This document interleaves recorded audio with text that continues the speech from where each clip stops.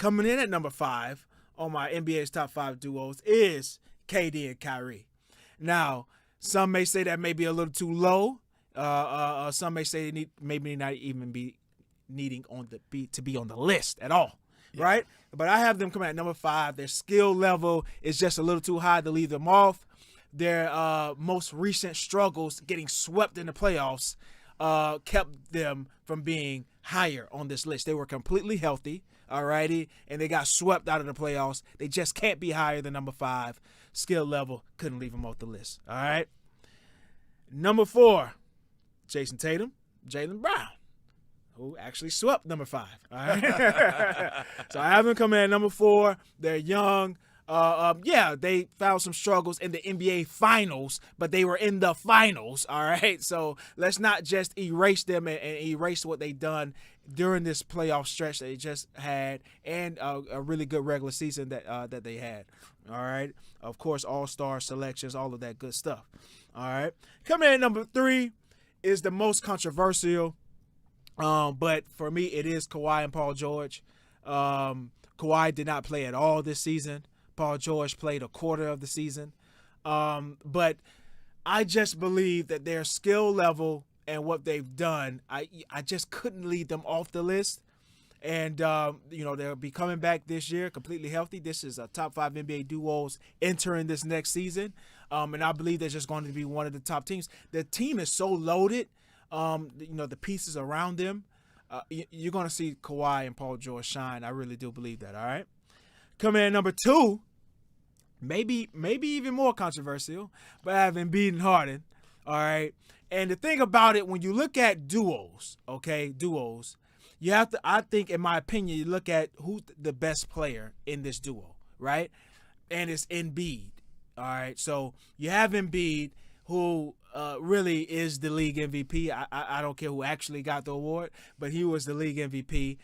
You look at offense, you look at defense. And James Harden is still a top 5 point guard in the league right now, averaged over 10 assists, averaged over 20 points a game. All right. Yes, he had some playoff struggles. But he did that. He did that in his prime. Huh? He had playoff struggles in his prime. Yeah, but he was still averaging over 30. The team was he didn't have a solid team around him a lot of times, and he was going up against the damn Golden State Warriors. Let's give him a small break, going up against the greatest team maybe in history. And they had that team.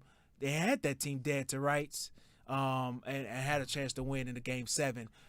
The only team that even had a prayer against the Golden State Warriors with Kevin Durant, a healthy Golden State Warriors with Kevin Durant. That was the only team that had a prayer. Other teams were getting swept. Other teams the LeBron James teams, 5 games, they took that Golden State team. So let's give James Harden a little credit when we reminisce about what he did, all right? Okay. Number 1, and there's the difference between me and Bleacher Report. I have Greek Freak and Middleton. J. Rue is a really good player. I love him. He's from Philly. I don't know what Marquise is talking. Not from Philly, but that's his squad. He's from Philly to me. All right, and we drafted him. He's our baby. All right, I don't know what Marquise is talking about. That I'm not a Drew fan. I love J. Rue. I call him J. Rue. I don't call him Drew. That was the name that his mom gave him. I'll call him J. Rue. Okay, but he's not Chris Middleton. If they had Chris Middleton this year, I really do believe they would have defeated Boston Celtics. He's the number 2 to Greek Freak. And, of course, Greek Freak is the best player in the league right now. All righty? So that's my top 5 NBA best duos. I disqualified the Bucks because I think they're a trio more than a duo. You can't disqualify them. Yeah, I can. They have 2 really good players, so they are in the duo. They are more of a trio than a duo. But on that basis, I disqualified But the them. duo is better than all the other duos in the NBA. So they can be in the duos and the trios. Don't counsel them and hurt them because they have 3 good players. You're all hurting. I come in peace. Because they can win an award for the duo and a trio. All right? They qualify for both. Award in Bubba's bedroom. They qualify for both. I don't put them in that. I really don't. And the fact that you had to explain who should be part of the duo versus the trio, it wins that for me. Well, I shouldn't have to. I don't have to explain. But I don't feel that. To me, on present form and productivity, I actually put Tatum and Brown at the top. They've consistently functioned as a duo for a number of years. Oh, wait. And number 1? Yes. Based No. on, based Based on what? on present performance. Neither one of them has won an MVP. Neither one of them has been an MVP voting. That's not the question. That is the question. It's the best duo. Yeah, but neither one of them have reached the height of like best player in the world conversation. But here's the thing. None of the guys in the duos that you've mentioned have attained that as a duo. Greek Freak and Middleton. Remember, Well, I disqualified them. you can't because I even can't. before Drew, they were a really good duo. All right, so they just maintain that. Drew is an additional piece. You can do that with every single team. Nah, Tobias Harris is a max contract player. Okay, I can put him in with Embiid and Harden. He averaged 20 points a game. The same thing Jaylen Brown is doing. Look at Jaylen Brown's stats and look at Tobias Harris' stats and talk to me at another time and date. All right, so you can do that with every single team. Every single team is going to have a third, fourth, fifth player. All the good teams anyway, not the Magics and the Sacramento But Kings. some and the But all point great the point in players. saying is who's the best duo is that certain teams are constructed as duos with supporting cast and other teams are constructed as trios with supporting Well, cast. okay. Well, And Boston my Boston point has being- Marcus Smart, who's the defensive player of the year. No. The defensive player of the year. Brown and Tatum averaging have functioned and, as a duo for the duration of their career. and Brown. I mean, and Marcus Smart was still there. I understand Still an that integral part. that nobody mentions them as a trio. They do. No. I hear it with Smart. Where? With Smart during the finals. Draymond, Clay, and Steph against Smart, Jaylen Brown, and Tatum. I heard it all the time. Smart defending Curry. They had all these different second-gen stats about how he has done for over the last, 6-7 years. And they talked about Jaylen Brown covering Clay over these last 6-7 years. They're trying to make a great case of why Boston was going to defeat Golden State and how this trio really defends the Golden State trio very well. I heard it throughout the entire finals. Unless you had your audio off, you had to hear it as well. They're a duo. I mean, like, we can argue that all we want, but I mean that is a common duo. Tatum and Brown have been paired together, and I think they've been the most consistently productive duo. I think Kawhi and Paul George have spent too much time injured and haven't really accomplished anything there with the Clippers to speak of. Kyrie and Kevin Durant, again, super talented, but haven't accomplished a damn thing together. Yeah. And I'm saying they're number one, but they should be so- on the list. Yeah, no, and I agree. I mean, I'm giving Yeah, you you're what just my going list down. is, Yeah. You know, as far as that goes. Yeah. Again, I like present form. Jokic and Murray. Like Murray's been out forever. I haven't seen them in a few Yeah, and years. so I couldn't I'm not put them on that talking list. I about don't know them. how Bleacher Report can put them on the list Agreed. when we haven't seen Murray. We just haven't seen them. And we saw Kawhi some last year. I haven't seen Murray since the bubble, really. Really, To yeah. be honest, that's the last time I remember him. Maybe he's played since then, but I literally, in my mind, I haven't seen Murray since he scored 50 And in they the bubble. came out of the bubble as this really Yeah. good duo. You knew what Jokic could do orchestrating the team. Yeah, for And sure. in the bubble, Murray, established himself as a real playoff scorer, a guy Yeah. that can get buckets, could put up 50 in a game. I definitely but again, on health, they're non-existent at this point. I tend to agree with you. I like the Harden Embiid duo. I like that a lot. And again, they had such a limited sample size. What did they maybe play 25 to 30 games together? Give or take, maybe a little bit more, but yeah, But give or again, take. once they were paired, they played consistently together over a limited window. And I think I love Harden's move of adjusting his contract and extending in Philadelphia.